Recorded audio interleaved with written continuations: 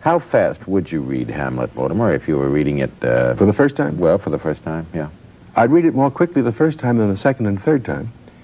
But let me say about the speed of reading that there's no such thing as a right speed. Mm-hmm. When I'm reading Plato, for example, or Aristotle, I seldom read faster than 20 pages an hour, sometimes slower than that. Well, that's pretty slow, isn't it? In fact, I would guess, Charles, that reading in the sense, that third sense of reading for the sake of really lifting my mind up from a state of understanding less to understanding more, I doubt if I read 10 books a year. I handle hundreds. I examine many. I get information from a great many. I get pleasure from the books I read at night to go to sleep with.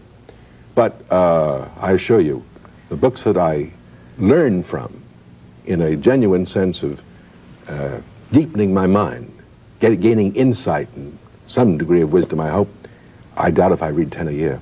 Because I read them very slowly. It's hard work. I read them at a desk, usually at a desk with pencil and paper, marking the book.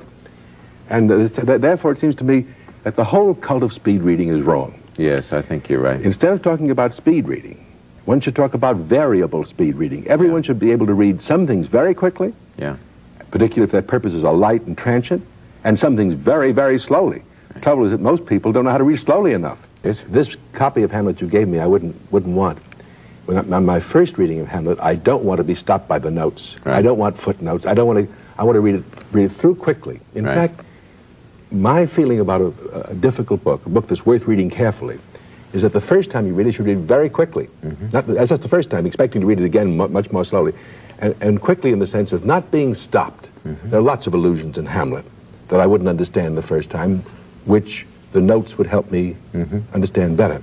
But on that first reading, I don't want to understand everything. I want to understand enough to get the whole play in before me. Because it's so terribly important to understand the whole structure of a book before you start to read it in detail and understand it in detail, isn't it? When I went to high school many, many years ago, we read Julius Caesar, as I think the first year of high school. We read it scene by scene, understanding each scene. As a result, I never understood the play as a whole. Yes. Well, what they should have done instead of reading it scene by scene first is to read the play through completely and discuss it as a whole, and then go back, perhaps, and read it more carefully, scene by scene, with notes and explanations.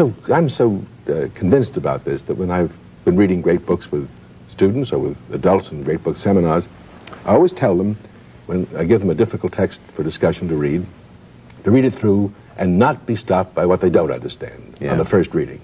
Because only by reading it through and understanding, let's say 10% or 20% or 30%, will they be able to go back and understand more.